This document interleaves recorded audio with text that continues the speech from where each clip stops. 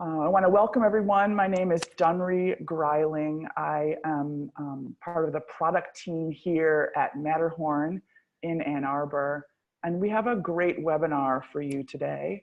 We're speaking with Judah Garber, Washtenaw County Friend of the Court, Lisa Fusik, Deputy Court Administrator from 14A District Court, and Jason Schwartz, who's the Clinical Director at Don Farm. And they're talking to us today about court, community, and tech partners remove barriers to recovery with online dispute resolution. We have registrants from all over the country, from as far away as Hawaii and as near to us here in Michigan as Jackson and Livonia. I want to welcome you and thank you for your attention today. Before I sort of introduce the speakers more fully and we'll get started, I wanted to just give you a brief orientation to Zoom in case you haven't been on one of these webinars before with this software. You'll see a black bar that has some functionality with Zoom that will give you the opportunity to ask questions with the Q&A widget, and it will give you the opportunity as well to chat us if you're having any technical trouble, maybe can't hear us or something's going awry and you'd like to connect us. And we are monitoring both the chat and the Q&A widget. So please, as you go, ask questions of our presenters. They've generously given their time and they're willing to share their expertise, so have at it. We will moderate the questions, and if we can, we'll answer them in real time. And if not, we're going to reserve some time at the end to answer your questions. And if there's any we don't get to, we commit to following up afterwards by email. So please make good use of that Q&A widget. We also are often asked if this will be recorded and if the slides will be available. And I'm happy to say that yes, we are doing both so that you can have access to these resources afterwards. So please make note of that. We'll send you the URL, Zoom will send you the URL afterwards where you can access the recording and the slides. So that's the logistical housekeeping information. And I want to now sort of more fully introduce our esteemed panel and share a little bit about their backgrounds and their, and who we have here today. So I'm going to start there on the left with Judah. Judah Garber is the director of the Washtenaw County Friend of the Court. He's been with the Friend of the Court in Washtenaw County since 1987, and he was president of the Michigan Friend of the Court Association from 2010 to 2011. And I know some of you from around Michigan know Judah, and if you don't know what this thing called Friend of the Court is, Judah will explain it in just a moment. In the middle on our screen, we have Lisa Fusik. She's Deputy Court Administrator from the 14A District Court. She has been with that court since 2008 and has been Deputy Administrator since 2011. She's been working in the area of ODR since 2014, when the 14A District Court partnered with an ODR vendor called Matterhorn to do the first of its kind online traffic review. And I'm also happy to welcome Jason Schwartz, who is the Clinical Director at Don Farm. He's been with Don Farm since 1994 and has served as its Clinical Director since 1999, overseeing services throughout Don Farm's continuum of care. He is an author on blogs, published articles on harm reduction and recovery-oriented supervision. And it may be obvious, but he is part of the community partners to remove barriers to recovery from our title.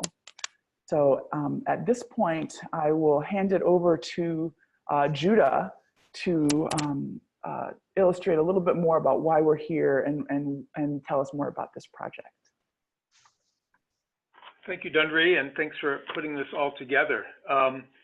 So this slide is kind of a preview, and we'll cycle back to this slide later on. It shows how our customers, people who are in recovery at Don Farm, can then get in touch with the court through this application that Matterhorn has developed through us, and connect with the court, try to reestablish contact with us, and handle business and remove whatever obstacles to recovery that we might, as one of the barriers to recovery, we, the court, might be posing.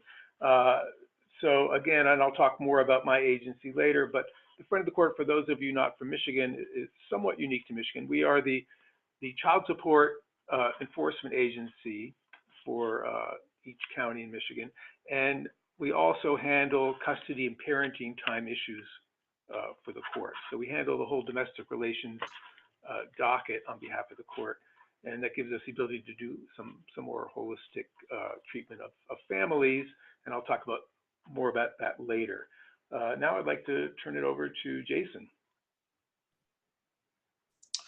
Okay, so I'm glad to be here today as well. I'm going to move pretty quickly because I think Lisa and Judah are kind of the stars of this webinar. But I'm going to give a little bit of context and try to explain what we're up against. So you all are familiar with the opioid epidemic going on across the United States and the dramatic increase in overdoses in the last 5 years. I mean, it was already bad. It was already, 2.5 times worse than, or 3 or 4 times worse than it had ever been in 2011. And then it just picked up steam as synthetics flooded the market. And so opioid addiction in our mind isn't really any different than it's ever been, but the stakes are higher. We're seeing more and more overdoses than ever. And next. And in Washtenaw County, we have not been spared at all. We've had 1,285 overdoses since 2011. And I would guess there's another 700 or so in addition to that since October 2017. So the stakes are really high. Next, please. So I'm from Dawn Farm. Dawn Farm is, we provide a continuum of care to treat people with addiction and provide recovery support. Next. We've been around since 1973. And we are really a farm, our original site. We've got llamas, goats, sheep, roosters. We sell eggs. We've got rabbits. We've got all sorts of animals here. And taking care of the animals and gardens is part of people's treatment experience. Next, please. So in residential treatment, we've got 2 sites. There's the farm, which we just saw a picture of, and a downtown facility. The average length of stay is about 3 months between the 2 of them. Next. And we've also got an outreach center in downtown Ann Arbor with 18 beds. But the 2 residential sites I just mentioned have a total of 49 beds between the 2 of them. And the Detox and Outreach Center has 18 beds, and it serves as kind of a community center for the recovering community. We've got open groups there every day throughout the day. We've got people in various stages of recovery coming through, and we have about 40 to 60 visitors coming through every day. And all the meals there are cooked by volunteers, and some of the meals are pretty amazing. We get a lot of chefs coming in and helping out. Next, please. We've also got pretty traditional outpatient services, and a lot of our court-involved clients are in all levels of care, but this program has probably an especially high representation of court-involved people. Next. We also work with our local community corrections and do programming inside the jail and in the community corrections office to help keep people out of jail and in compliance with their conditions of their release. Next, please. And we've got, I believe now we're up to about 186 beds of recovery housing throughout the community. Most of it is in Ann Arbor, some of it's in Ypsilanti. And this is one of the things that makes us really unusual. We've got this broad continuum of care going from detox and into recovery housing, and people might be involved in treatment and recovery support with Dawn Farm for 2 years. That's not unusual at all. So we see people through the initial crisis, you know, on kind of the worst day of their lives, and we see them through getting a job, maintaining a job, maybe getting a better job down the road, getting a car, you know, all sorts of early milestones in their treatment and recovery. Next, please. Dawn Farm's mission is to assist addicts and alcoholics in achieving long-term recovery.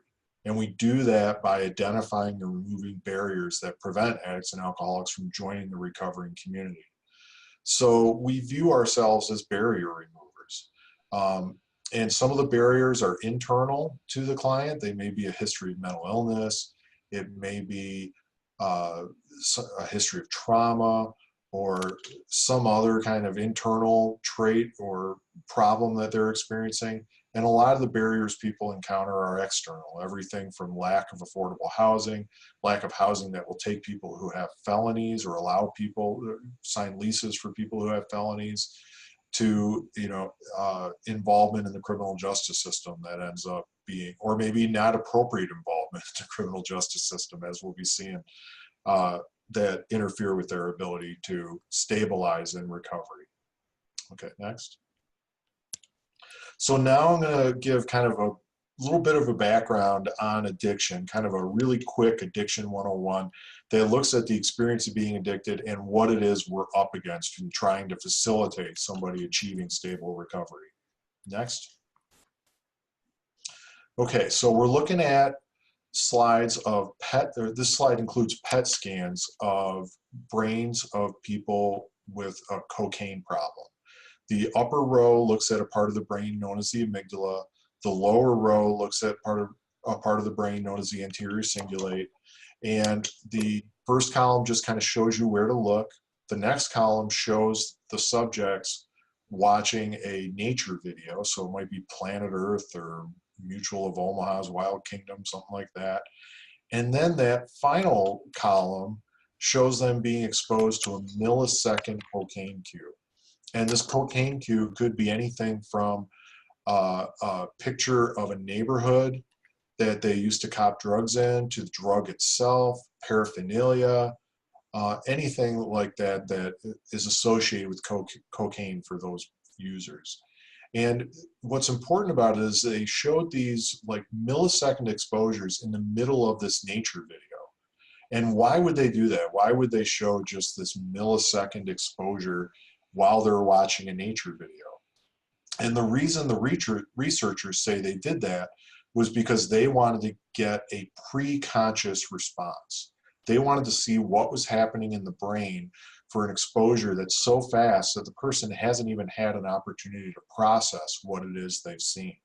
They're not even really aware that they've been exposed to a cocaine cue, and these parts of the brain fire off. So then that begs the question, what do these parts of the brain do?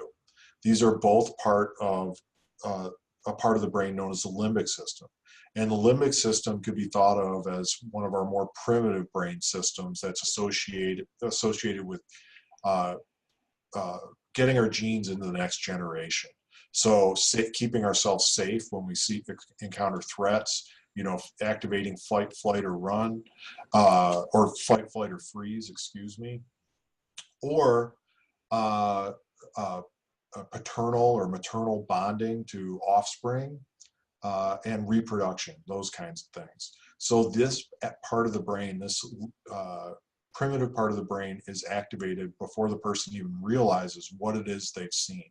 And you can think of this as part of the go system of the brain. This is the part of the brain that sees things and is often encouraging us to go, whether that's go do something or go get away from something.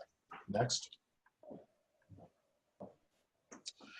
So this is Maslow's hierarchy of needs. A lot of you have probably been exposed to this at some point in your education. They teach this to teachers, to doctors, to nurses, to social workers, counselors, professional helpers of all kinds.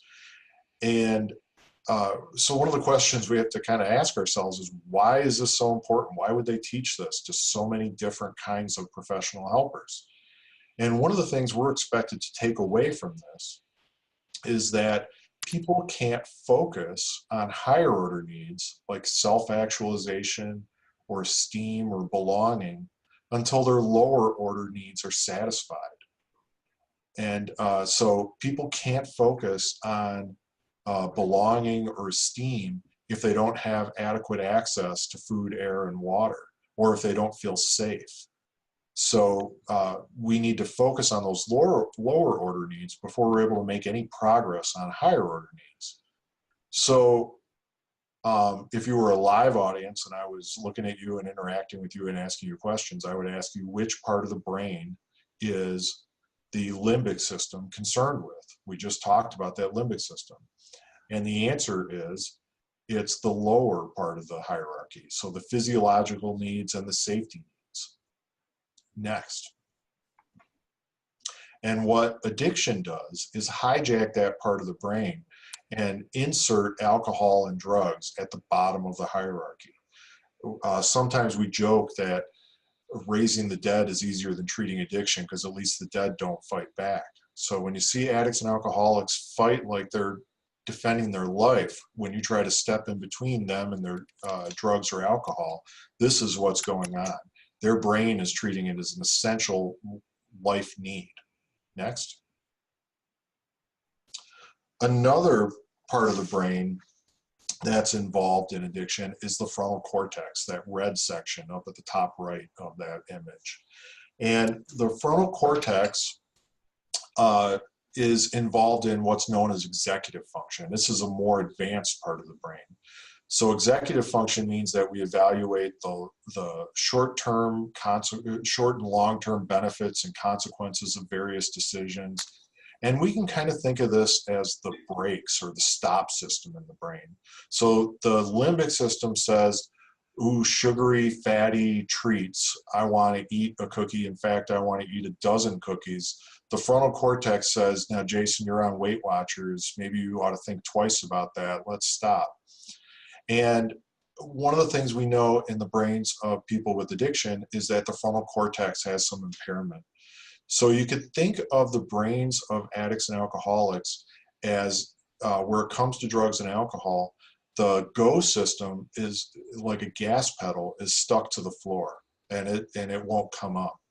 And the frontal cortex is the braking system in the car and it's not working well. So you got a limbic system that's cranked all the way up, or the pedal to the metal, and the brakes aren't working right. Next, please. So, so when we think about trying to remove barriers for people who are experiencing this, the barriers are not confined to elements that we can address in treatment. They go well into the community. Next, please. So one of the ways we think about this task is there's this concept of a healing forest. And this concept came from a Native American wellbriety movement out of Colorado called White Bison. And it's been spread around by a researcher, historian, and advocate named William White. And the idea behind the healing forest is that if you're walking through a forest and you find a sick young tree, traditionally our approach has been to dig out that sick young tree, take it to a nursery, give it all the fertilizer it needs, give it all the light it needs, give it all the water it needs, get it healthy and strong, and then bring it back to the soil where we found it, the spot where we found it, and plant it again. And if you plant it in the same spot that it struggled and sickened and maybe was at risk of dying, what is likely to happen again if you bring it back to the same spot? The same thing all over again. And the idea behind the healing forest is that we need to stop taking people out of their communities to nurse them back to health and find ways to enhance the health of the whole forest to support the recovery of people in seeking, in need of help for their addiction, seeking recovery. So, Dunree, you're managing time. You can decide whether we've got time for this example of the healing forest. Yeah, I think we're doing well on time. I think it's a great illustration. So I'm gonna hit play. Just note to the attendees, the audio starts low and then builds, so you might not hear it right away.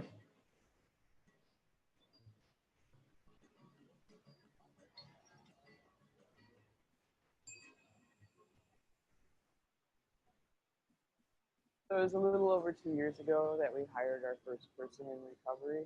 This bright young man came in looking for work, and we hired him. And then through the course of getting to know him, learned that he was in recovery. I didn't want to hide what was going on in my life. You know, I didn't want to work for an employer who wouldn't hire me because of that. We make business decisions that are going to be good for us. And the track record that we've had from hiring and maintaining people who are in recovery has been excellent. People in recovery, in my experience that I've seen, like they work hard, they work harder. They're willing to go to any lengths to stay sober, and part of their sobriety is contingent on having the stability of a good job. It's like shifting the desire to do something destructive to something constructive, then they excel. Sometimes we like to get as much food in the window as we can and hit them with like a quadruple ding. And then they think we're kidding, so they come around the corner and see all the food. This technique now is flawless. I was just completely honest, and Phil and Joel both they were completely willing to just work with my schedule and just know where I was at. And a lot of places don't do that. I've been entirely open about my recovery. You know, it's something that we talked about in my interview. You know, that it's important to me, and that it's important to the business. Do you think if I like went out and made more amends, it would help with my situation? You know, we talk about it like it's the 100%. I don't know what it's going to do in that situation, but it's going to help you keep growing, and you have less of a chance of dying and relapsing. It's not only a matter of being open to hiring people who are just out of treatment or still in treatment. We actively seek them out. It gives this place a sense of having a purpose that's more than just making awesome food and being here for our customers. I've been working here approximately a little over a year, I'd say, and I've been sober for a year and a half. These are our pasties. These are not to be confused with pasties. I had no idea Nigel was such a natural showman and comedian and commentator. Hidden talents. Some of my closest friendships have formed just out of working here. It's very much like a family. Phyllis has become one of my best friends. There's a lot of love. Our customers like us too. I heart the lunchroom. Yeah, I never show up hungover or high. It's been an honor getting to train Nate. You know, when he first started working here, he didn't really know what a knife was, like how to, turn on a stove. And so it's been an honor watching him grow and getting to be a part of that.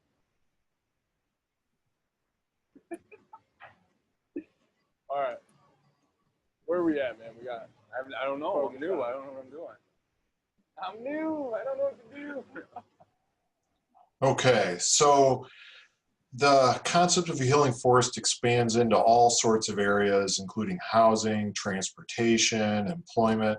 So recovery is good business is one example. We've got, somewhere in the neighborhood of a dozen employers that make a point of being recovery friendly and hire people early in recovery, and we provide a little bit of support for them.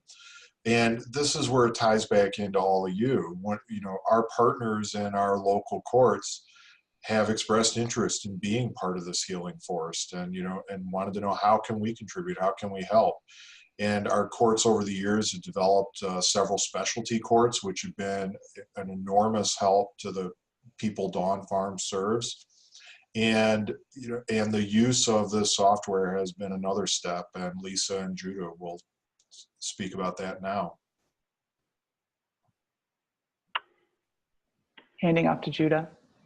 All right. So yeah, on this slide, you see there are various potential hurdles to recovery. At the bottom, psychological barriers, economic, childcare, transportation. At the top, child support obligations. That would be, I suppose, a barrier that is presented by my agency, including suspended driver's licenses, warrants, other tools that we use to enforce support obligations.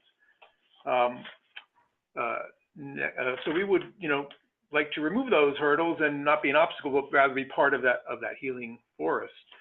Next slide, please. This is our homepage. The Friend of the Court as an agency, this is our 100th year anniversary. We established in 1919 in Michigan with the charge to oversee the financial welfare of children by ensuring that the parents provided support when the families weren't together, and also arrange for custody and parenting time arrangements in the best interest of the children.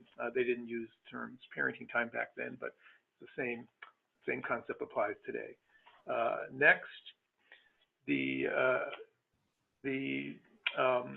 support enforcement part of what we do is part of a large, nationwide network. We're supported by the federal government and through the states and through the counties. Nationally, about $30 billion is collected every year in child support. In Michigan, it's about 1.3 billion lately. Washtenaw is a medium-sized county, so we collect about 40 million a year in child support. We also handle custody investigations, mediations, dispute resolution, and we make recommendations to the court. We try to help the parents resolve custody and parenting time matters, and if they can't, then we issue our recommendations. And then we enforce not just the support, but we also enforce parenting time arrangements. If one of the parents isn't cooperating with a court-ordered parenting time, we will take steps to enforce that. Next step. Next slide. Child support is, a vital part of financial well-being of children. For people below the federal poverty line, the child support they receive will constitute about 50% of the family income. And some studies show that $1 received in child support actually has more impact on the child's well-being than $1 received from other sources, perhaps because it shows that both parents are invested in their well-being. Another interesting fact about support is that the vast majority of past due support is owed by parents who don't make much money, who make less than $15,000 a year. So that's a challenge that we all face. And how do you take money from one family that doesn't have much to give it to the other part of the family that also doesn't have much? Next slide, please. One way of conceptually grouping people who pay support is the vast majority, they're willing and able to pay support, and most of the child support is paid through income withholding for people who have regular jobs. There's another smaller group. This looks like 4 quadrants, but really they're not equal size. There's the people who are able to pay but not really willing to pay. And then on the bottom right are those who are willing but unable, and the bottom left, those who neither can nor are able to, even if they wanted to, which they don't. So how do we move people from those other 2 quadrants, the willing and unable and the unwilling and able? A lot of times one of the obstacles is they're suffering from substance abuse and addiction, and that interferes with their ability to hold a job. And so folks who are in treatment at Dawn Farm or elsewhere can be moving from the willing and able to the willing and able category, and anything we can do to kind of facilitate that is something that we want to do. And we'll talk about our app in a minute after Lisa talks about her online dispute resolution program that's been running successfully for years. So in thinking about how we might do such a program, we've had to consider various things. Next slide.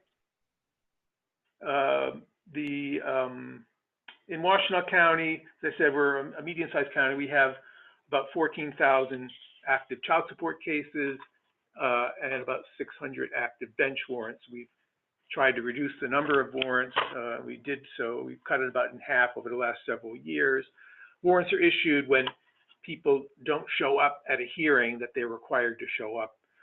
So because they're ordered to show up at a hearing and they don't show, then they're in contempt of court. So a civil warrant goes out for their arrest.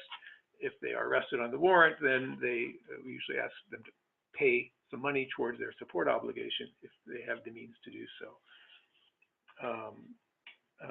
Next slide, please. But along those lines, people who have warrants, they've been avoiding us, they've been avoiding their obligations, they aren't, they aren't in a frame of mind to meet their obligations. And then it's a sort of a vicious cycle, because once the warrant's out, they don't want to have anything to do with the court because they're afraid of getting arrested if they showed up. So how do we reach them in a way that might be less threatening? And that's where this idea of an app comes in. Again, back to that slide we showed you earlier, someone enters into a recovery program through Dawn Farm. We have made an arrangement that anyone who does that and contacts us through this application, the Matterhorn app, we will then withdraw any warrants that are outstanding based on Dawn Farm asserting that this is someone who is in treatment. They're working on recovery and are trying to take accountability, and we want to remove any obstacles. So we'll recall any outstanding warrants and start working with them on other issues that might be going on in their case. And that, as you see, they can enter at any point in that cycle, before entering residential treatment, after, or anywhere along the line. And they don't have to contact us through the app. They could call us up or walk in, but for the most part, they aren't doing that, and that's why we love having this this app.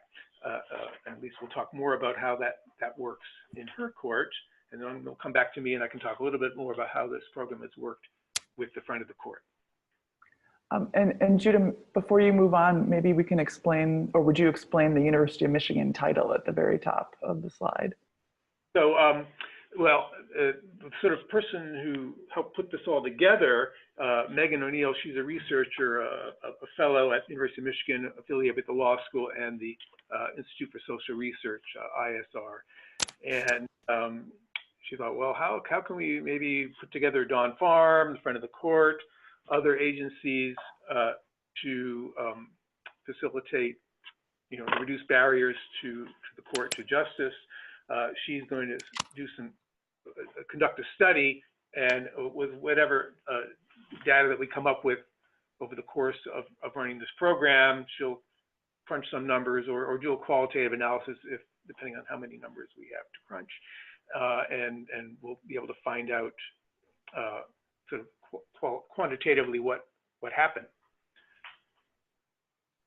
That's great. Thank you so much, Judah. And thank you also to Jason for sharing about Dawn Farm and all the good work you're doing.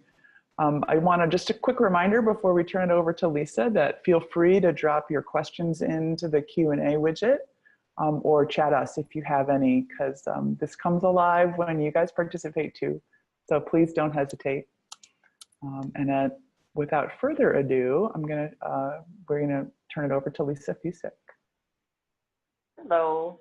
A lot of people are familiar with online dispute resolution, but maybe not in this format. So it has existed for a while, and the reason why it is successful, why it's been successful for us, and hopefully will be successful with Judah and Jason as well, is that it's less intimidating. Like Judah mentioned, many of these people do not want to interact with the court, and by providing a space for them that's a safe space for them that doesn't require them to attend, it allows them to interact with the court at a level that they're comfortable with. For us, in addition to it being less intimidating and providing an access to justice for these participants, it also saves time. So, in some of our formats where they would normally have to come in and take time off of work or get babysitters, this allows them to interact with the court on their time. So they can do it at midnight, sitting on the couch, watching their favorite show, and still be able to resolve their case in a timely manner. It allows the court then to have less dockets and for their judicial officers to spend their time doing other things as opposed to seeing these people on a regular basis.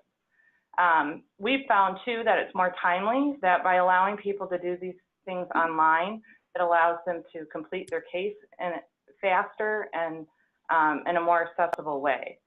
It's important to note that ODR is not replacing what we think of as traditional court processes. It only enhances what we already have and allows people to access it in a different way, including people that are in treatment. Obviously, they're not always free to come to court or resolve their things in a way that traditional participants would. So by providing this online format, they're able to do so wherever they're at. We have many different platforms that we've been able to utilize with Matterhorn, and we're going to talk about a few of those. So if we can look at the next slide, please. So this is a snapshot of our website. We started in 2014 with the traffic, the online traffic review, and that allowed us, I got to say, when we first heard about this, we were extremely skeptical. We thought there's no way that you can take a court process and put it online and still have the controls that you need to have, and for it to work within the confines of what is legally acceptable. I'm here to tell you that I am a believer. It has worked in spades, and it's allowed us to connect with people that normally wouldn't be able to utilize all of the things that the court has to offer. Many of these platforms work hand in hand. For instance, our online warrant resolution can sometimes lead to our online misdemeanor plea, or sometimes our misdemeanor plea goes back to our ability to pay. And what we've found too is that we've been perfecting these as we've gone along, and that's how online misdemeanor plea came about. It wasn't something that was available, and we said to Matterhorn, hey, this might make sense to bring this into an online format for those people that can't come to court. And what Matterhorn's been able to do too is to link to each of these platforms individually. So on the next slide, you can see that interaction. So when you go to 14A District Court, you have these 4 options. The online traffic option is just like it sounds. If someone gets a speeding ticket, they're able to resolve online, perhaps at on a charge that won't abstract to their driving record and won't therefore have the penalties that you would with insurance. Our online warrant takes the walk-in on the warrant feature that you would have in the courtroom and brings it online so people can resolve their warrants without having to come in. Online plea is just like it sounds as well. We do payable misdemeanors this way. We also do, if somebody's outside of the state of Michigan and can't come in person, they're allowed to do it this way. And our newest platform is driving while license suspended, which is something I know that a lot of Jason's clients struggle with. They get into this cycle where their license is suspended, but they have to get to work or they have to do different things, and they end up driving, and it just piles up. So they have one suspension after another. The driving while license suspended platform allows them to clear their license, plead to a lesser charge, and get back on the road to being able to have a clear license. The one great thing that I like about all of these platforms is that you're the driver. So you're allowed to set the parameters. For instance, on the traffic, we're very rigid on what cases we allow to come through. It can't be a safety issue. So if it's a school bus or a railroad crossing or a traffic accident, you can't resolve it online. But for the traditional cases, it works really well. The officers have a say in what happens, as well as the magistrate, and it's worked really well for us. If you want to go to the next slide. So since we started in 2014, we've had over 3,000 cases come through. Majority of those are traffic because that's our longest running, but we've also added the online plea and the warrants. And since 2017, to have 900 of those cases resolved is just tremendous. The results speak for themselves. And not requiring people to come in, we've been able to handle a higher volume of cases in a more timely manner. If you look at the graphic on the upper right, it talks about the different device types that we've seen come through. And while 75% of them have been on the desktop, we have seen some mobile. And the interesting thing about that, especially with traffic, is if somebody gets a ticket on the side of the road, they can immediately go to the website. It's listed on the bottom of all of our tickets. And they can register so that when that case gets entered, the system will ping them back and let them know that their case is ready to be dealt with. So we found that people are really open to that because they know that they can take care of their things right away. So once something gets entered in, we can have that case closed within 2 to 3 days, which is tremendous. If you want to go to the next slide. So in addition, this slide is in particular with our traffic. The default case rate on the ODR cases is less than 1%. When you look at, we're doing decent at being between 20 and 25% on defaulted cases that are not involved in ODR, not our favorite statistic. But to be less than 1% on those other cases is tremendous, because those people know ahead of time when they come into our site that they will be offered double parking or impeding traffic, both of which will not abstract. And they know ahead of time that if they agree to be a part of the system, that they have to agree to those terms and they have to be able to pay within 48 hours. So in order for them to get through that, they know all that up front, and therefore when their case moves through, they're able to address it in that timeline and we're able to get it closed out, which brings us to the date to closure. You can see, obviously, it's vastly improved over to what we had before ODR. When you're talking about somebody having to set a case, and that could be up to 2 weeks, up to a month out, and you're able to resolve that case in 2 to 3 days, it's going to make a tremendous difference. Obviously, people have really enjoyed the fact that they can get through all of this without having to come to court, and providing that access. So the customer survey data on your upper right there shows you how much people have appreciated that we've offered this.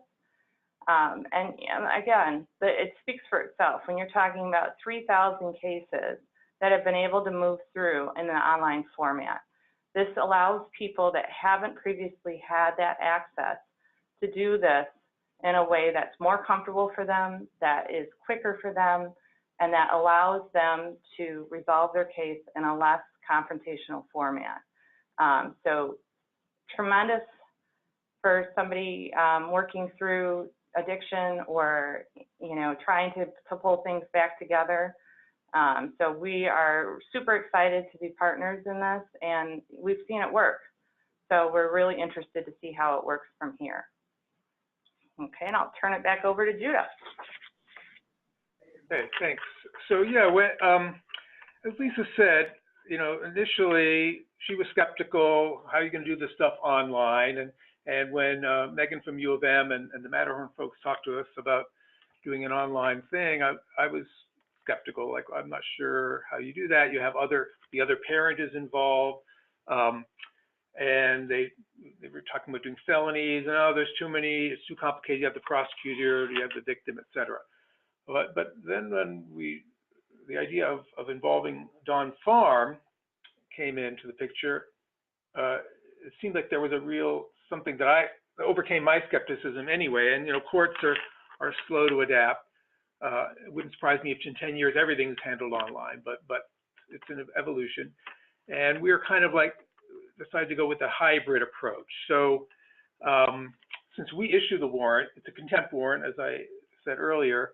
The court owns the warrant, the court can recall it. And the warrant is not being very effective, it's just sitting out there. And if it's an obstacle to recovery and making someone fearful of dealing with the court, why don't we get rid of that? So if Dawn Farm is telling us someone is in treatment, why can't we just recall that warrant? And I think that we can. The other parent may or may not be happy with that, but it's our call to make. So we are basically using Dawn Farm as the vetting. We haven't yet released this app into the wild, so to speak, though in fact it's getting out there anyway. Younger people, that's how they deal with the world is through their phones and computers and through apps. And so we've had people contact us through the app that wasn't through Dawn Farm. There was a friend of a friend told them about the app, and they shot us an email. Now, when we hear from those people, we don't know what their circumstance is exactly. The app itself, I guess we can go to the next page, asks for various demographic information. They can look up their case number anonymously. We don't know that they're looking. They can find out what their case is, and they fill out the rest of the form, which asks about their circumstance. Are they working? Do they own anything? What are their assets? What's their income? Kind of what's their ability to pay? They send that to us. We take them at face value, but particularly we take it at more than face value because Dawn Farm is assisting them with the use of the app. So folks who otherwise, like with Lisa's court, they might not be comfortable coming in. They are more comfortable filling out a screen. So just to give you an example of a story from a couple weeks ago, we got a transmittal through the app of a woman who's a payer of support. She was in recovery. Her child was placed with the guardian, and they wanted to work out an arrangement. So we then sent a message to the guardian. We had everyone come in, and we prepared an order, a consent order that would temporarily stop the support at least through the duration of recovery, and then it would resume again. The mom payor would then start paying again once she was back on her feet. Everyone was agreeable. The guardian was happy to do that. Now, it didn't have to go out that way, but this is the case where I don't know whether we were going to hear from mom otherwise, and it all worked out really nicely. I believe she's still in recovery and support is still suspended. Then we set a tag and we set it out for a few months, depending on what the appropriate amount of time is, and we'll review the case and have people come back in and we can reestablish the appropriate support amount or start enforcing again once the payor has the ability to pay again. So again, we're using it, the app as kind of a hybrid. It's it's vetted by Dawn Farm. We've also are using it with another local low-income housing agency called Avalon Housing. And so anyone who qualifies for services through Avalon Housing has already been vetted by Avalon. So if we hear from them, we already know this person isn't in a position to pay their support, and we want to try to take that into account. Either withdraw any warrants, start a support review. Support may be charging too much based on their circumstance. We can review that, and we can get all these processes going online. Again, we have no problem if they want to give us a call, come in person or whatever, but for a lot of people, they don't. They'd rather reach us online. In fact, we did a study a few years ago with U of M, and it was identified that folks who have anxiety disorders or suffer from anxiety in general are more likely to have problems with their child support and end up with warrants because they're afraid of working, showing up in court, social interactions in general. Anything that can reduce that anxiety, even if it's not a substance abuse situation. And I'm sure Jason could tell us more about the correlations between anxiety disorders and substance abuse. But in any event, those folks who again may not be comfortable dealing with us in traditional in-person ways, and they can reach us through the app. So we think it's a great tool. I can tell you other sort of stories similar to that, and it's been very encouraging so far. We don't have huge volume because I said we haven't released the application to the general population. We haven't put it out on our website yet because we like the vetting. But at some point, we are going to figure out a way of screening out the ones who are being vetted through Dawn Farm and Avalon and the ones who are just contacting us on their own, and we can sort of track them differently. Right now, we're happy with sort of trying it out in baby steps. So that's kind of where we are. I'm not sure we have. So that's all I've got. Maybe my other presenters have other stories they'd like to share, or we can open up to questions. Yeah. So this next slide was just a little bit of the press that at the release of when Washtenaw County Friend of the Court adopted this. And then I think, yeah, maybe you were ahead of me on the slides. I'm sorry if I was trailing. This is maybe where we should have been, this learnings and stories. I know, Jason, you had some anecdotes or stories to share, and maybe Lisa, you have some too. Hand it over to Jason first. Sure. So one that comes to mind is a guy, we'll call him Bob. Bob came to us, did long-term residential treatment with us, and ended up moving into housing, and was really an outstanding resident in housing for 2 years. And he was doing so well, in fact, that a lot of our house managers are people who had come up through as residents in our housing program. And we asked Bob if he would consider being a house manager for us. At that point, he was 2 years sober and was doing really well. And as we asked him, he told us, "I have something to confess. I think I have some warrants out for me." And we were kind of confused, and he told us that he thought he had some friend of the court warrants out for him, that he had a 25-year-old son, and he had fallen behind in arrears, and the garnishments had gotten so large at some point that he, while he was using, and he just started working under the table. And it had been unknown to us that he had been working under the table for most of the time in housing. It's not something we really monitor or check pay stubs for or anything. And so we offered him the option to use the app with the friend of the court and submit it. He was really anxious. He was really scared. I mean, his arrears were, well into 5 figures, and it just seemed overwhelming to him. And so they filled out the form, which usually takes 20 to 30 minutes. And in his case, it took 90 minutes because he needed to take several breaks and, like walk off some of his stressed energy and everything. And when it came time to hit submit, he was convinced that like a siren was going to pop up on the roof and SWAT teams were going to come in and arrest him. He was really anxious. And, and of course, none of that happened. And then a few days later, he got a response from friend of the court that offered him a payment plan that was something he was able to do.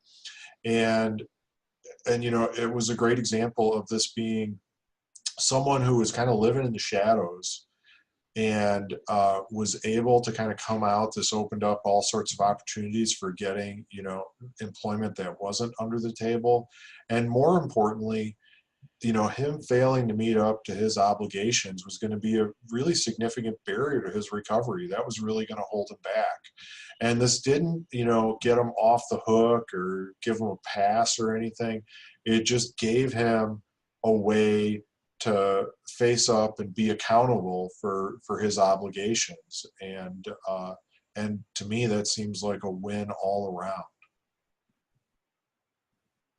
So that's... Yeah, for sure. Just to dovetail on what Jason said, we had a mother recently, a single mom, 2 kids, just finished treatment, and she had 3 warrants and a couple of driving while license suspended cases, and she didn't even know where to begin. It was kind of like when it gets so insurmountable, you don't even think that there's a way around it, so you don't even try.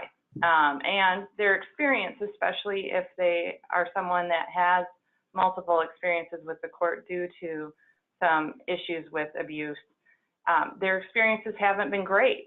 So when you talk about trying to interact with the court, it's not their favorite thing. By providing this online system, she was able to resolve all of her cases. She's no longer in warrant status, and she now has a clear driving record. Now, it doesn't happen overnight. It just provides an avenue for them to resolve these types of cases. So by providing that online piece for her, it made it easier for her. It made it something where she's eating a piece at a time instead of trying to eat the whole elephant at once. So, and by providing it in a way that's not confrontational, she's not afraid, like Jason said, that the helicopter's sitting at the top of the building ready to arrest them. So it allows them to resolve these things, and it gives them hope. which is something that a lot of these people aren't familiar with. So by providing, just the opportunity for them to resolve these types of cases, everyone should be trying to do this. And I really applaud Jason and Judah for providing this avenue for people to resolve these types of things so that they can get their lives back and be productive and helpful to their community. Yeah, and you know what? The app is so much cheaper than a helicopter. I can't tell you. For that approach. That's wonderful. Thank you to Lisa and Jason and Judah. I know we have a little more time for your questions. Please drop them into the Q&A widget. And we can ask our presenters to address any specific questions you have. I know there may be some more stories you want to share. We do have a couple of slides that we can ask the group to go through, but really we want to make sure any questions you have are addressed. So feel free to drop us a line. Judah, we want to talk a little bit about next steps. I think you've hit some of these themes already. So yeah, our next steps are, as I said, we've added the Avalon housing to give them access to the app, so people who come through their services can work with Avalon staff to send us their information, or they can do it on their own. But when we get it through Avalon, that we know that they are, an Avalon customer. We have other agencies we're talking about. We'd like to expand access to the app, and then one of these days we'll just again put it out there on our website for general use. We're only about half a year into actually having rolled it out. We want to do that for at least another year or so and see what happens, and then have the U of M do some studies and tell us the things that we, don't help us understand what we've learned. Mm-hmm. I know that it sounds like the Washtenaw County Friend of the Court is taking one approach to publicity. I think the District Court 14A or 14A District Court has taken a different approach. Lisa, do you want to talk a little bit about how you've helped people find your service online? Oh, sure. It's important that people know it's there in order for it to be utilized. So when we started with the online ticket review, we made sure that all of our partners in law enforcement added the language to the bottom of their tickets so it was easily accessible.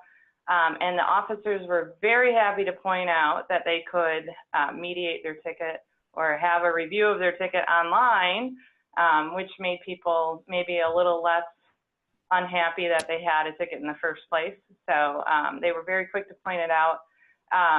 I think it's so important, and Judah and Jason's example of having community partners is super helpful. So by allowing some interaction with law enforcement, public defender's office has been tremendous with our online warrant review as well as our online pleas. We made presentations to all of their attorneys to make sure that their clients were aware that there was an online option. And it's something that we're happy to work with Jason as well to make sure that this is getting out to everyone that can utilize it.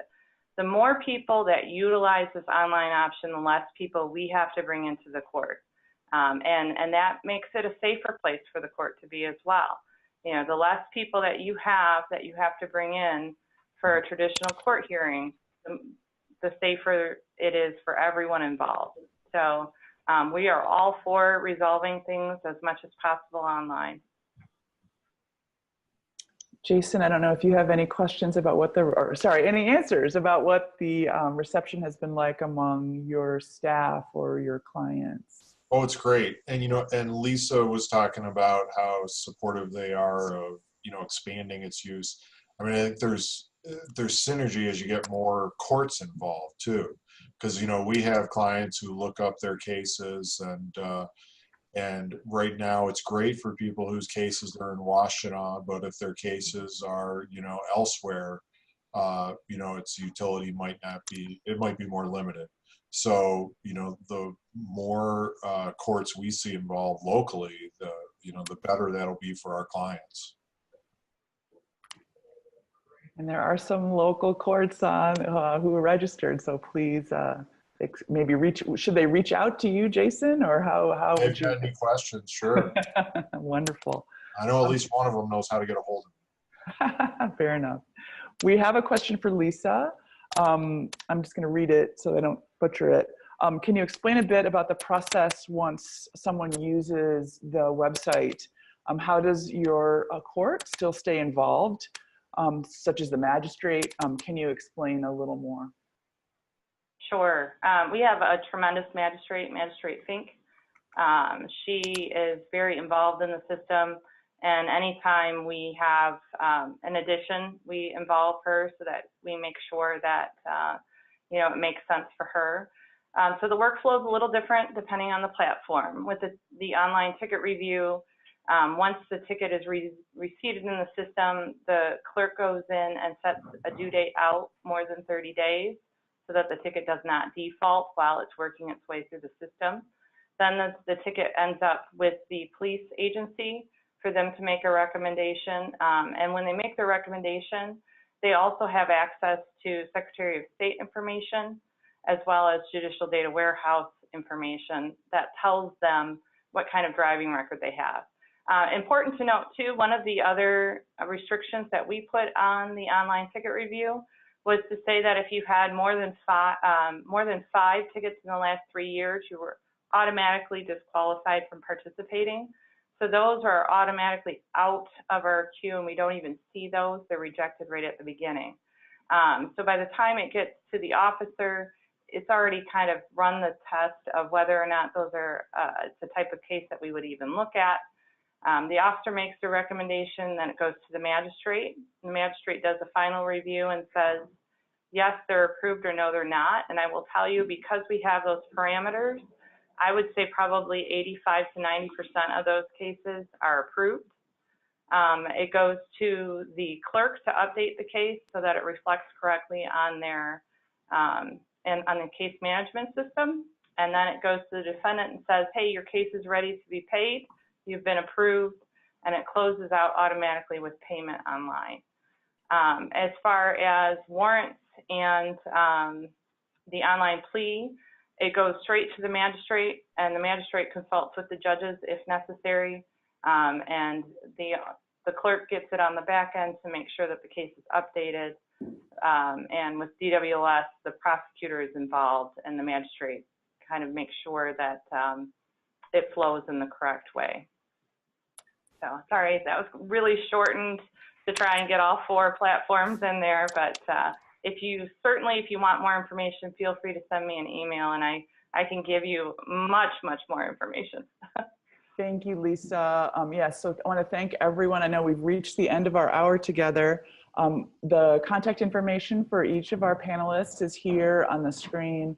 We will make sure that you can reach them if you would like to follow up with any questions.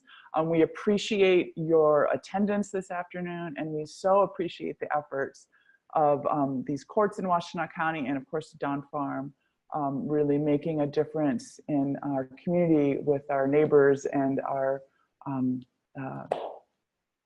the healing forest here in Ann Arbor and Washtenaw County. So thank you to Jason, to Lisa, and to Judah. And thank you to everyone for attending. We will see you hopefully in another webinar very soon. And please be in touch with any questions. I don't know if you guys want to say goodbye, each of our panelists, yeah. Thank you. Thank you, thank Bye-bye. you. Bye-bye. Bye.